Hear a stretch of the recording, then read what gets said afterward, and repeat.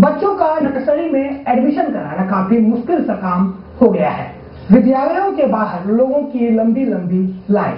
यह line railway station पर ticket कटाने से भी ज्यादा बड़ी और टिकट कटाने के काम से भी ज्यादा मुश्किल सा हो गया है। अगर आप ट्रेन का टिकट एक बार कटा लेते हैं, फिर उसके बाद आप सफर का आनंद लीजिए, लेकिन यहाँ पर अगर आप एडमिशन फॉर्म ले भी लेते हैं, उसके बाद भी आपके बच्चे का सीट कंफर्म है या नहीं, यह भगवान भरोसे। आज शिक्षा एक पूरी तरह से धंधा बन गया है। इस धंधे में अथाह कमाई है। ऐसे भी कहा जाता है कि धंधा है तो गंदा है।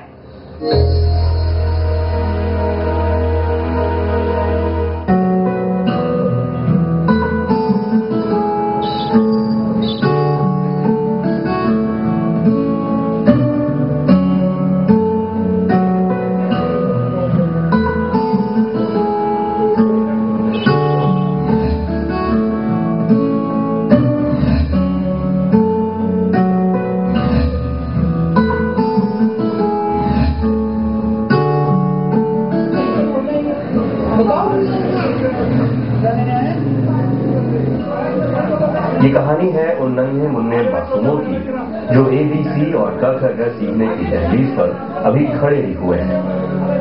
अपने माँ बाप की अंगुली थामे ये जब स्कूलों की ओर कदम बढ़ाते हैं, तब इन्हें ये पता भी नहीं कि इनके माँ बाप किस मानसिक तनाव से गुजर रहे हैं, किस होड़ में आगे रहने की जंग में लगे हुए हैं। इनके माँ बाप अपना पूरा दम अच्छे माने जाने वाले स्कूल में प्रवेश पाने की कोशिशों में लगाते हैं। दिन का चैन और रातों की नींद उड़ाई जाती है अच्छे स्कूल में एक सीट के लिए। अब क्या इतनी लंबी लाइन लगी है, हमें 300 बच्चे लगेगा लाइन में। क्या करना? ये हकीकत है नर्सरी में चल रहे नामांकन की। नर्सरी में नामांकन के लिए फॉर्म बिकने शुरू हो गए हैं। महीनों इंतजार के बाद फॉर्म लेने की आपाधापी शुरू हो गई है। इसका सबूत है स्कूलों के आगे बेचैन अभिभावकों की लंबी लंबी कतारें। इस सब का एक पहलू ये भी है कि यही समय शिक्षा के व्यवसाय को आगे बढ़ाने का सबसे उपयुक्त समय बन गया है। दिल्ली में बच्चों का स्कूल में दाखिला किसी आपातकालीन स्थिति जैसा है। कहने वाले कहते हैं कि नर्सरी में एडमिशन किसी बड़ी प्रतियोगिता परीक्षा से भी ज्यादा कठिन बन गया है और ये स्थिति हर साल बिगड़ती जा रही है। राजधानी की बात तो छोड़िए, दूसरे शहरों में भी सबसे ज्यादा आपाधापी नर्सरी एडमिशन को लेकर मचती है। हर अभिभावक अपने बच्चे के भविष्य को सुनहरा बनाने की चाहत रखता है, उसे बढ़िया से बढ़िया शिक्षा दिलाने की कोशिश करता है, बच्चों का अच्छे स्कूल में नामांकन कराना चाहता है ताकि उसके बच्चे जिंदगी की दौड़ में, नौकरी की होड़ में आगे रह सकें। यहीं से परेशानियों और मानसिक तनाव की एक दौड़ शुरू होती है, जिसके शिकार सिर्फ माँ बाप ही नहीं, बच्चे भी बनते हैं। लड़ाई इसलिए है कि एक तो पेरेंट अगर बच्चे को पहले ही डाल दे नर्सरी में, तो उसको 14 साल की छुट्टी मिल जाती है कि वो एडमिशन हो गया, तो 14 साल तक खुद प्रमोट होकर पहुंच जाएगा। दूसरी बात यह है कि अच्छे स्कूल और जितने नंबर ऑफ स्टूडेंट्स हैं, उनमें बहुत ज्यादा डिफरेंस है। अब अच्छे स्कूल की डेफिनेशन क्या है? अच्छे स्कूल वो स्कूल जहां पे एजुकेशन अच्छी हो, जहां पे फैसिलिटीज अच्छी हो, और कुछ ब्रांडिंग हमारे यहाँ पे लोगों ने कर दी है। पेरेंट्स कुछ 15-20 स्कूलों में से भाग रहे हैं, ये बहुत बड़ा रीजन हो गया है। एक स्टेटस में बन के रह गया आजकल। ये सोच करानी पड़ेगी या तो किसी अच्छे स्कूल में जिसके फादर जिस स्कूल में पढ़े हैं, वो उतना नाम नहीं है उस स्कूल का, लेकिन मतलब लास्ट ऑप्शन ये छोटे मोटे स्कूल नहीं कराएंगे अगर कोई भी ऑप्शन नहीं मिलता है। तो इसको होता है कि भाई सोचते हैं अच्छे से अच्छे स्कूल में हो। अगर नहीं होता है और हमारे पास अगर उतनी डोनेशन मांगते हैं या बाई चांस नंबर नहीं आता है, तो फिर मुश्किल हो रही है, देखो धक्का मुक्की हो रही है, प्रॉब्लम हुई है, काफी देर खड़े रहे हैं, फॉर्म खत्म हो गए, बहुत अभी दूसरे जाना हमको वहाँ भी देना पड़ेगा। 1 घंटा बाद में हम यहाँ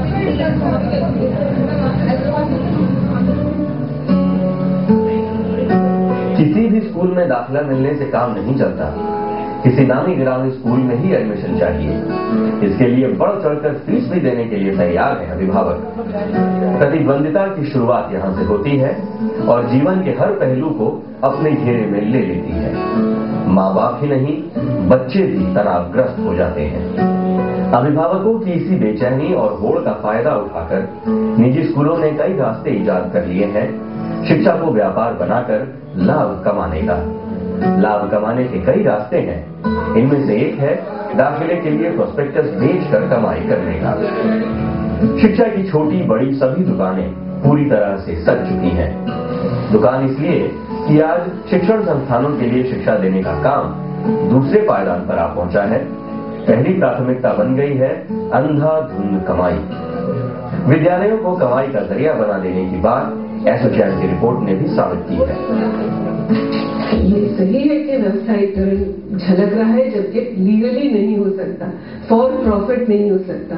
तो ये सही है कि स्कूल्स भी जरूरी नहीं कि अपने सारे अकाउंट्स एकदम ट्रांसपेरेंट पारदर्शी करते हैं। और व्यवसायीकरण कई तरह से आता है, चाहे वो ट्यूशन से आए, चाहे वो स्कूल एडमिशन में दलाली से आए। मगर ये भी है कि हमारे जो माँ बाप है, बच्चे, हमारी जो, और आपका ये रोल है कि आपकी ये भूमिका है कि आप इस माध्यम से कैसे लोगों के सामने ये बात ले जाएं कि एक अच्छी गुणवत्ता हम किसको मानेंगे, सिर्फ ब्रांडिंग को ना माने। सिर्फ एक ब्रांड वाले आप जीन खरीदते हैं क्योंकि आपको लगता है कि बहुत महंगा आपने जूता या जीन्स खरीद लिया पैसा देके, पर एक बहुत अच्छी गुणवत्ता वाली चीज जरूरी नहीं कि वो उस तरह से ब्रांडेड हो।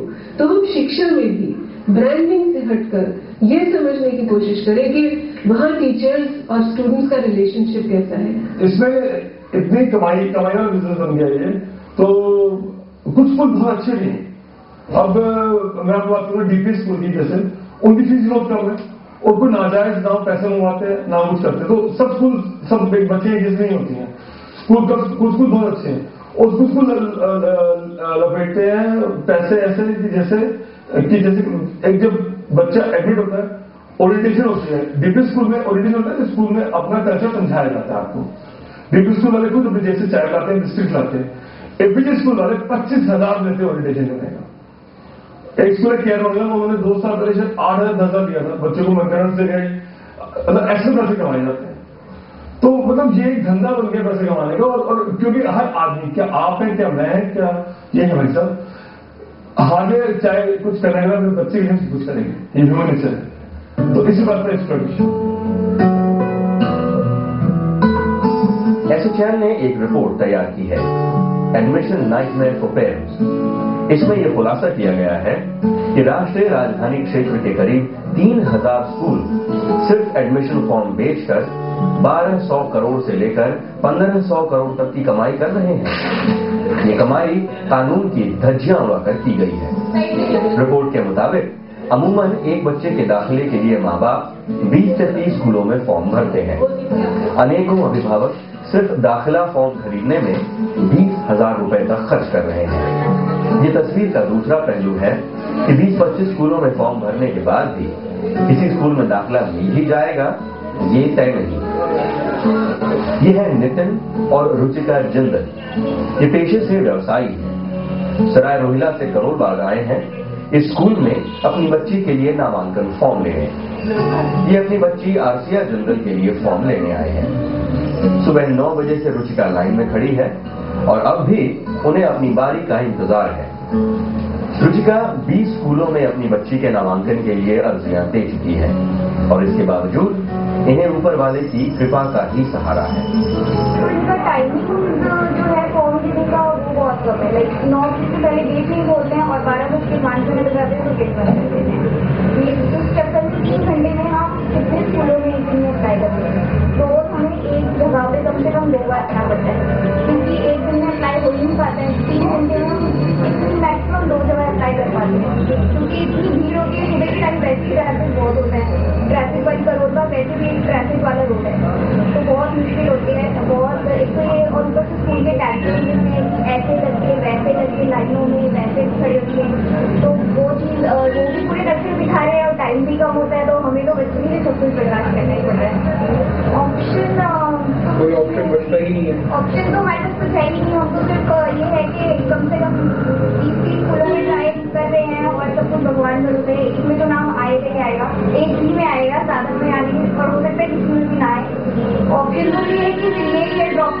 पड़ेगा और कोई ऑप्शन ही नहीं है जब नाम ही नहीं आएगा। 20 स्कूल्स बहुत होते हैं, अपने आप में रोज निकल रहे हैं हम लोग अपनी तरफ से। रुचिका स्कूलों के प्रशासन और सरकार के नियम कायदों को ठीक से समझ नहीं पाई है। सरकारी गाइडलाइंस कुछ कहते हैं और स्कूलों के अपने अपने कायदे हैं। वो चिंतित है कि अगर इस बार नामांकन नहीं हुआ तो फिर उनकी बच्ची का पूरा साल बर्बाद जाएगा और अगले साल उसकी नर्सरी में नामांकन की उम्र निकल जाएगी। रुचिका का मामला हमारे लिए सिर्फ एक उदाहरण है। न जाने कितनी रुचिकाएं आज दिल्ली के स्कूलों के चक्कर काट रही हैं। मैं 2 दिन से रोज आ रही हूँ फॉर्म लेने, कब से फॉर्म निकले और अभी तक किसी भी स्कूल में जिस हिसाब से क्राइटेरिया पॉइंट वाला फाइनल हुआ है उस हिसाब से लग नहीं रहा बच्चे का जल्दी से कहीं भी नाम आने वाला है, क्योंकि ना सिटिंग है ना एलुमनाई पॉइंट है। और उसके अलावा फॉर्म लेने में जो दिक्कत आ रही है तो एडमिशन में जाहिर है बहुत ज़्यादा मुश्किल होने वाली है। लाइन में हम कम से कम हम सुबह 9 बजे निकल गए थे और ये पहला स्कूल है, 2 घंटे हो गए थे लाइन में खड़े हुए और रोज ही इतनी मुश्किल हो रही है। एक तो ट्रैफिक, एक पार्किंग की समस्या और ऊपर से दूसरी बार लाइनों में खड़े होकर फॉर्म लेना, फिर उन्हें अभी सबमिट करना बाकी है, उसके लिए सिर्फ 1 हफ्ता और बाकी है। तो एक फॉर्म लेने में ही दिक्कत है तो एडमिशन में तो बहुत ज़्यादा दिक्कत होने वाली है। हर एक के बस की नहीं है डोनेशन देनी, एक आम आदमी तो उस चक्कर में बस दिक्कत सहन कर ही रहा है। बाद में अगर इसमें नाम नहीं आता है तो पोस्ट डोनेशन देके ही करवाना पड़ेगा। फिर बस क्या, फिर तो फिल्टर भी मांगते हैं, छतें भी मांगते हैं, फ्लोर भी मांगते हैं। आज स्कूली शिक्षा के हालात की नब्ज दिखाती है ये 1 किलोमीटर लंबी कतार। समाज की निराशा, हताशा और बेचैनी को बयां करती है ये लंबी लाइन। ये लाइन उन अभिभावकों की है जिनमें से अनेकों सुबह 5 बजे से यहाँ खड़े हैं स्कूल के गेट के सामने एडमिशन फॉर्म लेने के लिए। फॉर्म वितरण का समय तय किया गया है सुबह के 9 बजे से दोपहर 12 बजे तक।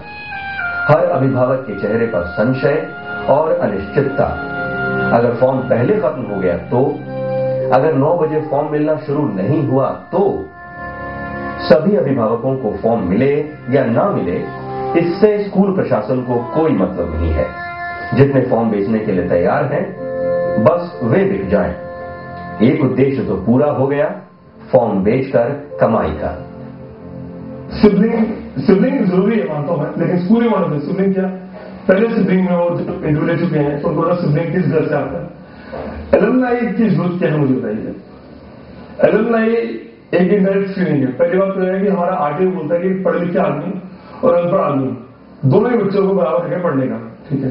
जो एलुमनाई हो तो बाकी पास है तो पढ़ा लिखा हो गए तो वो स्कूल वाले जो एलुमनाई को पहुंच रहे हैं या 5 से तो मान सकते हैं, चलिए स्कूल का कल्चर है, पुराने स्टूडेंट्स को दे रहे हैं 25 से 35 दे रहे हैं, वहां पे एलुमनाई पॉइंट की स्क्रीनिंग आराम से रहती है। जब एलुमनाई लिया आपने तो एलुमनाई की इनकम क्या है, डेजिग्नेशन क्या है, ऊपर लग जाता है। और एलुमनाई बिल्कुल आरटीई की भावना के अगेंस्ट है। सरकार का काम सिर्फ गाइडलाइंस तैयार करना रह गया है, उसका पालन हो न हो उसकी बला से। बाकी जो हो रहा है उससे उसका कोई सरोकार नहीं है। सरकारी गाइडलाइंस में इतनी खामियां हैं जिससे कि माँ बाप पूरी तरह से कंफ्यूज हो गए। ये बात हमारी भी समझ से परे है कि उन गाइडलाइंस का क्या मतलब जो सही तरीके से गाइड ही नहीं कर पाती। एक पेज तो है कुख्यात नंबर सिस्टम, जिससे काम आसान होने के बजाय और घनचक्कर हो गया। नेबरहुड कॉन्सेप्ट यानी स्कूल के पास रहने वाले बच्चों को प्राथमिकता देने की नीति भी ताक पर रख दी गई है। कई नामी स्कूल अब एल्यूमिनाई सिस्टम पर जोर दे रहे हैं। आखिर प्राइवेट स्कूलों की अपनी डफली अपना राग पॉलिसी से फायदा किसका है और घाटे में कौन रहता है। अंतर जातीय विवाह करने वाले अभिभावकों को रियायत देने की बात की गई है। सच है कि इस तरह की शादियों को बढ़ावा देने के लिए कुछ उपाय तो करने पड़ेंगे, पर कुछ अभिभावकों का मानना है कि सामाजिक परिवर्तन लाने के लिए बच्चों के नामांकन पर असर डालना कहां तक उचित है।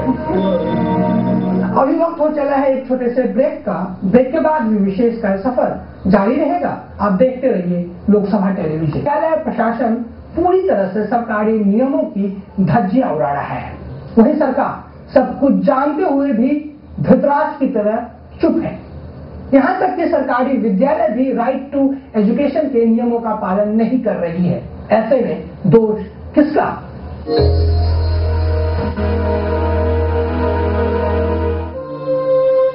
नर्सरी एक ऐसा पायदान है जहां पर जितने अधिक बच्चों का नामांकन होगा, हमारा समाज उतना ही शिक्षित होगा, क्योंकि उसके आगे के रास्ते खुद ब खुद साफ होने लगते हैं।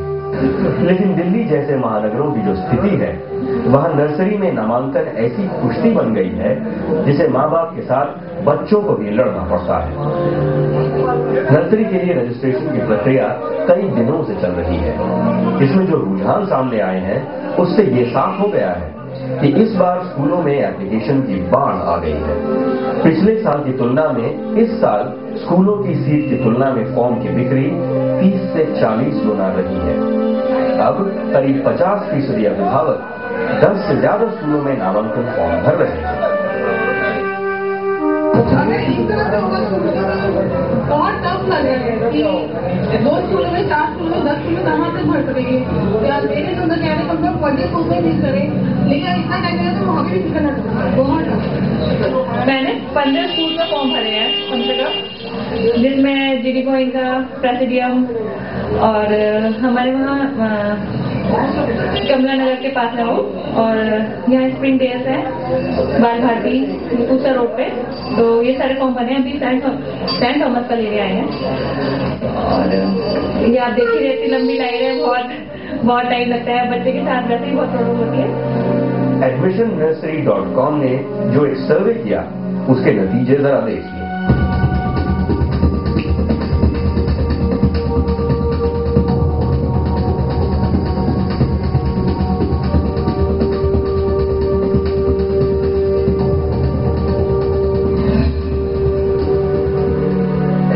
नर्सरी में दाखिले के दौरान एकल अभिभावकों को अलग ही परेशानियों से रूबरू होना पड़ता है। स्कूलों के फॉर्म में एकल अभिभावकों का जिक्र तो है, लेकिन यहाँ एकल का मतलब है विधवा या विधुर अभिभावक। किसी तलाकशुदा माता या पिता को कोई रियायत नहीं मिलती। अगर किसी ने बच्चा गोद लिया हो तो उनके लिए भी मुसीबत ही मुसीबत। ऐसे माँ बाप कहाँ जाएं दाखिले के लिए? कानून के मुताबिक निजी स्कूलों में 25% सीटें गरीब बच्चों के लिए निर्धारित होनी चाहिए, लेकिन सरकार गरीब कोटे के एवज में दी जाने वाली राशि देने में जरा देर लगाती है। इससे स्कूल प्रबंधन नाराज रहते हैं और उनके लिए सीधे तौर पर इस कोटे को लागू नहीं करना आसान होता है। राजधानी दिल्ली में करीब 2000 पब्लिक स्कूल हैं। इनमें 800 स्कूल दिल्ली नगर निगम और 1150 दिल्ली सरकार से पंजीकृत हैं। डीडीए की जमीन पर चलने वाले करीब 392 में से 150 स्कूलों में नर्सरी की पढ़ाई होती है। ऐसे में ये सवाल तो उठता ही है कि जब पब्लिक स्कूल गरीब बच्चों के निर्धारित कोटे में भी बच्चों को नहीं रखना चाहते हैं, तो फिर इन स्कूलों को सरकारी रियायतें क्यों दी जाती हैं? क्यों न इनसे पैसे लेकर उन स्कूलों को ठीक किया जाए जिनसे कि सरकारी स्कूलों का स्तर ऊपर उठे। मतलब के स्कूल्स कॉन्शियसली रेजिस्ट कर रहे हैं, नहीं चाहते कि गरीब बच्चे आए उनके, तो वो किसी न किसी तरह तो अपने ही स्टाफ के बच्चों को सीट्स दे देते हैं, दिखा देते हैं कि हाँ हमने ईडब्ल्यूएस कर लिया। तो ऐसी मानसिकता वाले स्कूल भी है जो एक्चुअली अपने बच्चों को संवेदनशील बना रहे, अपने टीचर्स को संवेदनशील बना रहे, कह रहे कि तुम ज्यादा सीखोगे अगर तुम सब बच्चों के साथ मिलकर पढ़ोगे। जो ज्ञान वो लेके आ रहे हैं वो तुम्हारे पास नहीं है। वो लिखना पढ़ना नहीं भी चाहते, थोड़ा लेट एज पे भी आए पर बहुत ज्ञान लेके आए, बहुत संवेदना लेके आए, पर ऐसे स्कूल गिने चुने। मतलब मेरे पास डेटाबेस है कि हजारों में जो है सीटें खाली पड़ी ईडब्ल्यूएस की, और ये चाहे हो चाहे हॉस्पिटल हो, ये लोग गरीब आदमी को उसके बाद देना नहीं चाहते, और ये चाहते हैं अपनी जेब में। असली बात ये है, बेसिकली एक कार्टेज स्कूलों का और एक इंडस्ट्री बन रही है, और इसमें काफी बड़े लोग इन्वॉल्व हैं। मैं इसका नाम लेना चाहूंगा।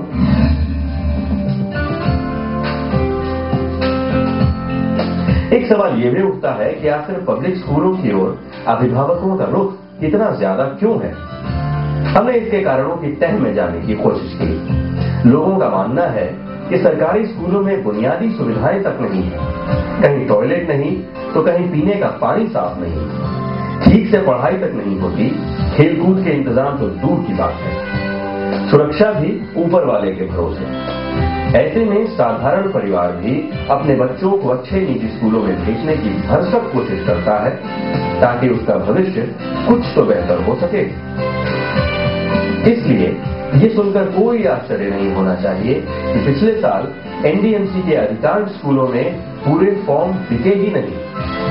इसके कारणों की तलाश की कोई कोशिश सरकार ने की होती तो इस आपाधापी से निपटने का रास्ता मिला होता।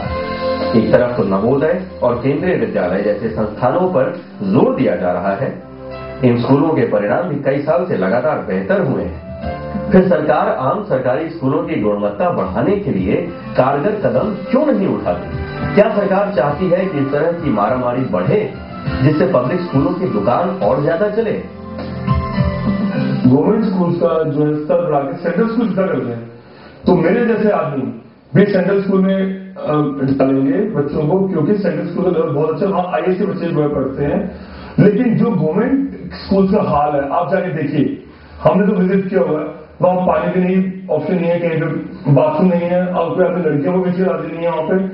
तो मतलब इतना बुरा हाल है, इंफ्रास्ट्रक्चर की प्रॉब्लम है, डिमांड सप्लाई की प्रॉब्लम। हम बहुत असहाय महसूस करते हैं, हमें आक्रोश भी है इस बात का कि पिछले 10-15 साल में हमारे सरकारी सिस्टम में भी इस तरह का विविधीकरण हो गया है।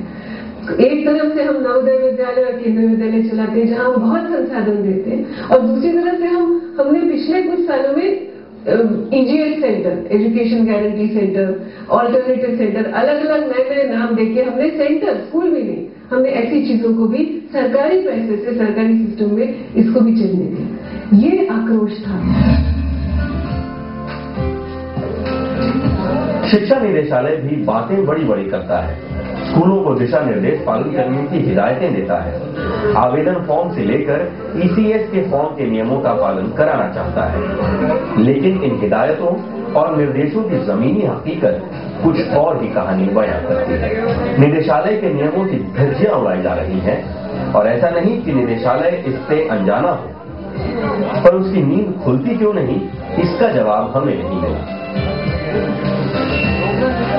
मैं बोलूंगा कि यहाँ पे स्कूल सरकार की पॉलिसीज का सरकार ने बोल दिया ऐसा बनाइए कि अब सरकार ने थोड़ी बोला कि अब प्रोफेशन पूछिए, इनकम पूछिए, वो तो सरकार ने रूल के अगेंस्ट जा रहे हैं। सरकार ने बोला ऐसे बनाइए आप कि जिससे थोड़ी छूट दी गई है, वो तो बिल्कुल मानूंगा मैं, तो सरकार चाहती है पॉइंट सिस्टम उनको दे सकती है। तो लेकिन जो स्कूल वाले हैं फुल ब्रेक एक्सप्लॉइट कर रहे हैं और उनके एक्शन नहीं होता। बस ये इसको हमारे सिस्टम क्या समझ गए, जो सिस्टम ढीला है या अब, क्योंकि मुझे नहीं एग्जैक्ट पता, लेकिन ये जरूर है कि ढील दी गई है। सही तरह से इसका पालन नहीं किया जा रहा, ईडब्ल्यूएस का भी पालन नहीं किया जा रहा, या जिन बच्चों को एडमिशन देना है लॉटरी सिस्टम पे देना नहीं किया जा रहा, तो ये उल्लंघन अगर हो रहा है तो उसके लिए ये मत सोचिए कि एक ही इंस्पेक्टर कोई मॉनिटरिंग करेगा। सही है, डायरेक्टरेट का काम है और लोगों का काम है, पर वो अभी बहुत छोटी संस्थाएं हैं, और एक राइट, फंडामेंटल राइट बनने का ये फायदा ये होता है कि उसका मॉनिटरिंग करने आप और मैं भी कर सकते हैं, जो अफेक्टेड है वो भी कर सकता है। आप कहीं जाके एक पीआई लिखा है, आप नेशनल कमीशन में एक हेल्पलाइन है, आप वहां कहिए, सोशल ज्यूरिस्ट की हेल्पलाइन है, वेबसाइट पे है, इंटरनेट पे है, कोई जाके अपना कंप्लेंट लिखाता है, वो आगे मदद करते हैं इस चीज को करने में। तो मॉनिटरिंग करने के लिए पूरे समाज को करना पड़ेगा। शिक्षा के अधिकार में इस बात पर खास जोर दिया गया है कि स्कूल प्रशासन नामांकन प्रक्रिया के दौरान किसी अभिभावक का कोई साक्षात्कार नहीं लेगा। इसके बावजूद स्कूल माँ बाप से उनकी आय, शैक्षणिक योग्यता और उनके पेशे के बारे में भी जानकारी मांगते हैं। रुझान बताते हैं कि अधिकांश स्कूल इंजीनियर, डॉक्टर माँ बाप या क्लास 1 अधिकारी जैसे अभिभावकों को प्रश्रय देते हैं। आरटी ये बोलता है कि एक ही चीज बोलता है, नेबरहुड क्राइटेरिया, सिर्फ नेबरहुड क्राइटेरिया पे एडमिशन दी जाए, मैं जरूर हूँ, और साथ में कुछ पॉइंट्स दे जाए, दिल्ली से लोग बाहर से आ रहे हैं, और या फिर एक सेफ ट्रांसपोर्ट का कॉन्सेप्ट दिया जाए कि कोई कहीं भी अप्लाई कर सकता है। अदरवाइज इसका तो पॉइंट सिस्टम का या फिर एक ही तरीका निकलता है जो बिल्कुल जायज है, जबकि उसके फेवरेट मैं भी पूरा नहीं हूँ। वो लॉटरी सिस्टम आप लॉटरी डाल दीजिए, कोई सिबलिंग पिक्चर ठीक है, एलएनआई बिल्कुल तो अगेंस्ट है। हर देश ने ऐसे किया, जिस देश ने बल्कि विकास के तरफ आगे अग्रसर हुए, सबसे पहले उन्होंने शिक्षा को सर्वव्यापीकरण मतलब उसका क्या है, सबको उपलब्ध कराए अच्छी शिक्षा हर देश में। राइट टू एजुकेशन एक्ट कहता है कि टेस्ट नहीं ले सकते, वो टेस्ट लेते हैं, फिर जिसके नंबर आए उसको आप अच्छे स्कूल में जाने दो। तो ये हम अलाउ ना करें। हाल के वर्षों में मीडिया भी इस खेल में उतर गया है। समय समय पर स्कूलों के सर्वे छापे जाते हैं। इसमें एक इलाके के स्कूलों की सूची बनाई जाती है। इन सूचियों में स्विमिंग पूल और घुड़सवारी जैसी सुविधाओं के आधार पर नंबर दिए जाते हैं। जितनी ज्यादा सुविधाएं उतनी ऊंची फीस और उतनी ही ज्यादा ललक इन्हीं गिने चुने स्कूलों में बच्चों को दाखिला दिलाने की। अब जब ज्यादातर स्कूल कॉर्पोरेट सेक्टर से जुड़ते जा रहे हैं, इन सूचीवार विज्ञापनों के पीछे किसका फायदा है ये छुपा नहीं है। ये एक तरह का छद्म विज्ञापन ही है जो अभिभावकों में और बेचैनी पैदा करता है। यहाँ पे अगर मैं पॉपुलर होना चाहता हूँ, फेमस हो जाता हूँ लॉन्ग टर्म के लिए, मैं आपको किस तरह से करप्ट कर दूंगा, बाइक कर दूँ, 10 नंबर पे आ जाऊँ। अब आप समझ रहे हैं, मतलब जो स्कूल 3 साल पुराना है, एक प्ले स्कूल है 3 साल 4 साल पुराना मैक्सिमम, वो 10 नंबर में दिल्ली में नहीं ऑलरेडी 10 नंबर पे आ रहा है।